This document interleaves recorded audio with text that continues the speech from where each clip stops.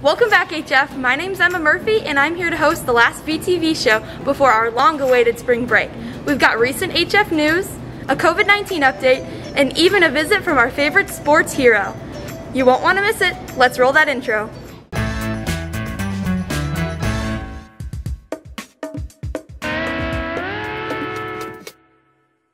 There's a lot of information to know about COVID-19, the vaccine, and the mask mandate. VTV's got all the information you need regarding the pandemic. Let's send it over to Ethan Eisenberg for more. As America appears to be rounding a corner in the ongoing COVID-19 pandemic, there is a new sense of optimism that has not been felt in this country for a long time. Part of the reason for this new sense of hope is the newly released CDC guidelines, which can represent the first step to normalcy. Our county is in phase 4 of reopening, which means that schools can start to open up with the required safety measures in place, restrictions on outdoor activities can be relaxed, and restaurants can operate at a reduced capacity. Entertainment venues like theaters can open at a reduced capacity, and even sports teams like the White Sox and Cubs are starting to let in a reduced number of people to watch their games. Although with all of this freedom comes the ever-familiar guidance to keep yourself safe and the others around you to help fight this pandemic. For VTV, this has been Ethan Eisenberg. With more vaccines being rolled out and more places opening up, it seems like things are getting back to normal. But are people feeling safer? We asked HF students how safe they feel nowadays. I definitely feel safer than I did last year, but obviously there's still a lot more to do. But as more vaccines start coming out, then I think it'll be better. I feel super safe this year because everyone's wearing a mask, and I know I stay socially distant because when somebody gets too close to me, I just put my arms out and like go like this to make sure no one's in my area. I feel a lot safer doing everyday things now than I did last year because everyone's social distance, everyone's wearing masks, and I feel like we know a lot more about COVID than we did then. Good thinking. I feel so much safer than I did last year. Everybody's wearing masks and socially distant, so it's all going good, and I'm just happy to be back. I think I would feel safe as long as everyone's wearing masks and social distancing. Like right now in school, I feel like everyone's being really safe. There's like air purifiers and everyone's spread out, so yeah. After a year of the pandemic, it's definitely a relief that things are starting to look up. Hopefully in the meantime, everybody feels safe. For VTV, I'm Chloe Cassidy. Can you believe that it's been over a year since the shutdown happened? I think a lot of us have run out of activities to keep us entertained. But don't worry, Olivia Sawaki's got us covered. Let's send it over to her for some at-home activities. What's up, HF? Spring break is right around the corner, and you know what that means. We're this much closer to being able to go lay on the beach somewhere warm. Well, at least that's what we'd all like to be doing. And as most of us are staying home this spring break, I'm here to tell you about some fun things that you could do right at home to keep this spring break as exciting as possible. We've been inside for over a year now, and since the weather is getting nice again, let's go enjoy it. Buy some of your favorite plants and seeds for your favorite fruits and vegetables. Find an empty space in your yard, play your favorite music, and enjoy the outside. By the time summer break hits, you'll have a full garden. If you don't have space for an outdoor garden, you can always paint some pots and keep them in your room. If you're up to go for a drive with a friend, this next activity is perfect for you. All you'll need is a coin. The driver will start driving until they hit the end of the road. The passenger will flip the coin. If the coin lands on heads, you turn right. If it lands on tails, you go left. Do this as many times as you would like. Whenever you decide to end the game, you'll end up at a surprise location. You can bring some snacks and enjoy whatever is around you. This last one is a bit more laid back and great for those uncomfortable with seeing friends in person. On your computer, download Scener. Scener is an online theater that lets you pick your streaming site while watching live with friends. Once you download, select Host a Watch Party. Then select what streaming site you want. Invite up to 10 friends and enjoy the movie together. I hope this sparked some excitement for this spring break. You can tweet us a picture of you doing your spring break activity at VikingVBC. For VTV, I'm Olivia Sawaki. Everyone loves free stuff, and everyone loves birthdays. So what about free stuff on your birthday? In this segment, we're going to show you where you can get your free stuff for your special day. Grab a pen and paper and stay tuned. Come to Baskin-Robbins on your special day to get a free scoop of ice cream and a discount on any birthday cake. Come to IHOP to get a free stack of birthday pancakes. Head to Panera Bread to get a free pastry and a free drink. If you love coffee, then you'll enjoy this one. Come to Starbucks on your birthday for a free drink, any size, with any additions. Lastly, if you can't go out to a movie theater with friends to watch a movie, come to any Redbox to get a free movie on your birthday. To get these free rewards, just have your ID handy. And for extra birthday benefits, sign up for the reward programs of the places mentioned in this segment. For VTV, this has been Kendall Ryan and Anaya Askew. I don't know about you, but I've been noticing signs popping up in front yards and windows all around the HF area for the local elections. Let's see who wants to represent HF. On April 6, Homo-Flossmoor District 233 will be having an election for the school board to vote 3 positions into the board.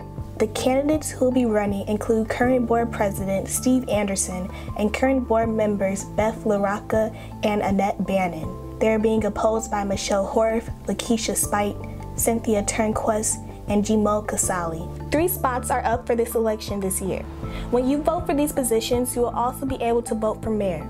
There will be a new mayor in Flossmoor this year, as current mayor Paul Braun will not be running for re-election. The 2 candidates running for this position are Michelle Nelson and Lakshmi Emery. You can vote for these candidates at Prairie State College, Matson Community Center, and Thornton Township Hall. It is encouraged that all eligible voters get out and vote to make a difference in our community. For VTV, I'm Jaya Russell, signing out. What's going on, HF? My name is Ben Turnquist, and today I'm standing in the new music wing of the Fine and Performing Arts Center. Now, although students are able to perform in these new spaces, since the beginning of the year, all the music classes have had to operate virtually. Today I'm taking a look at HF Choir and seeing what they're doing online. The students have been using tracks and online copies of music to practice. Choir student Alex Porter talks about the challenges of adapting to learning online and without a conductor. Choir is about making a homogeneous sound, and so when we aren't around each other and we can't judge, oh, am I being too loud, too soft, is my blend right? It's kind of hard to judge how we will sound as a group because we can't be as a group. Even with these challenges, the choir has still been able to create large group pieces. Students record themselves singing and send it into choir teacher Mr. Sifner, who spoke about the process of editing these virtual pieces together. We record our parts individually. Once I receive those recordings, I'm able to mix them together by synchronizing the audio to the 100th of a second, and we hear all of the soundtracks exactly in alignment. The HF choir community at large is still incredibly active despite these setbacks. Choir student and Viking choir president Aria Sline talks about how she is still connecting with her fellow choir members remotely. He introduced the idea of squads this year, so we have this large group of choral members who are not only in Viking choir but across all of the HF Choral Association, where we just connect with the younger students, have just amazing challenges that allow us to connect as a class, even in a space and in a time where it seems impossible. Finally, Mr. Sifner speaks on how it feels to have students in person performing again. Well, it's been wonderful to see students that I haven't seen in almost a year, and it's good to get back to I think, what choir is really about. Wow, we are so proud of our Vikings in choir, so be on the lookout for their future concerts and programming in the spring. For VTV, I'm Ben Turnquist. Football is finally back after many delays, which means players, coaches, the marching band, and cheerleaders are all back on the field. VTV wanted to bring back their favorite football fan. Without further ado, the Bone Crusher.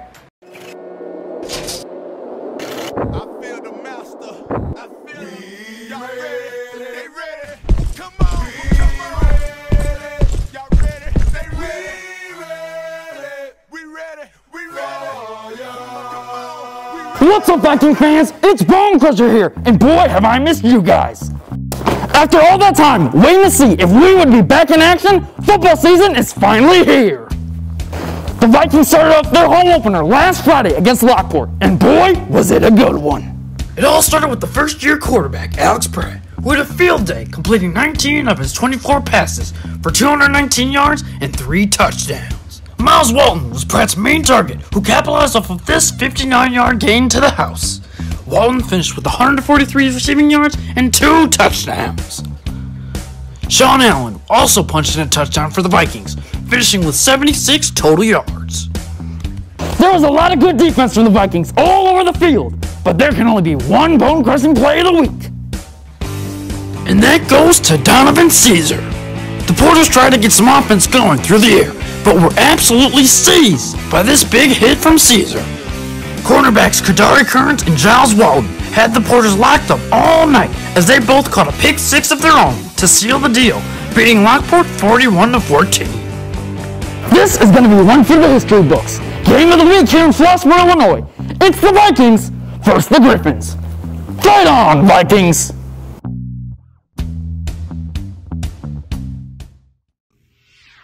The HF boys varsity water polo team had their first game against Lincoln Way Central on Monday, March 22nd.